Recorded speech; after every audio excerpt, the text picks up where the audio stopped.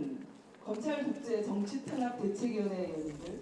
김건희 여사 수사는 눈 감고 이재명 당대표와 전 정부를 향한 표적 편파 조작 수사하는 정치검찰 규탄한다.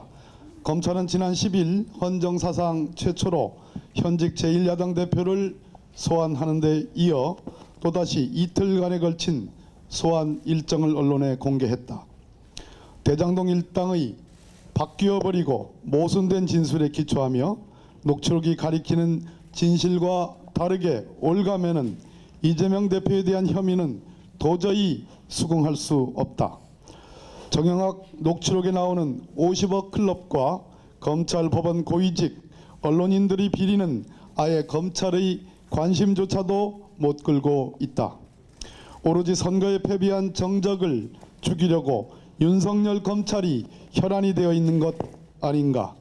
이쯤 되면 법의 외관을 빙자한 사법살인이라 할 만하다.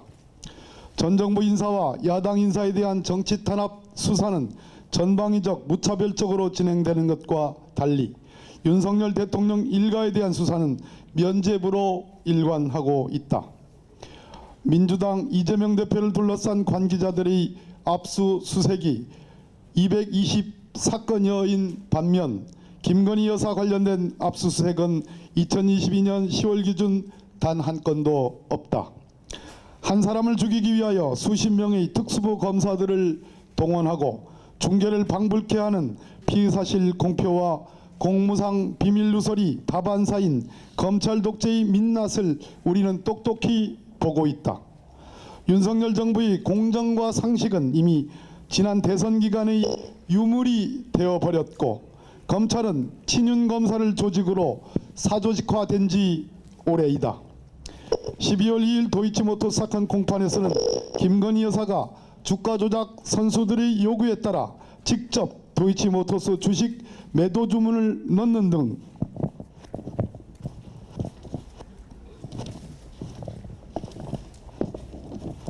공판검사의 진술과 관계자의 증언이 나왔다. 이보다 더 분명한 공범 증거가 어디 있는가.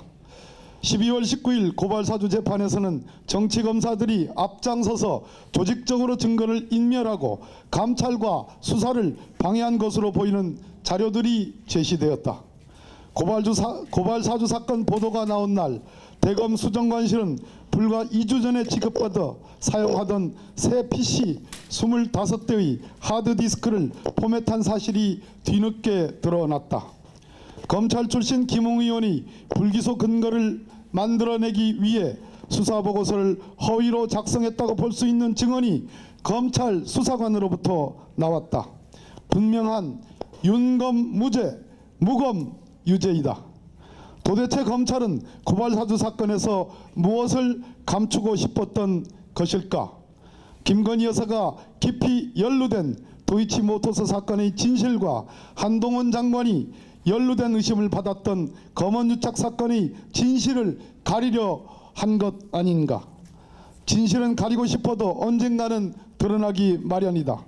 조직적 은폐와 조작을 통해 가리려 했던 도이치모터스 사건과 고발사주 사건의 실체적 진실이 재판을 통해 한꺼풀씩 벗겨지고 있다.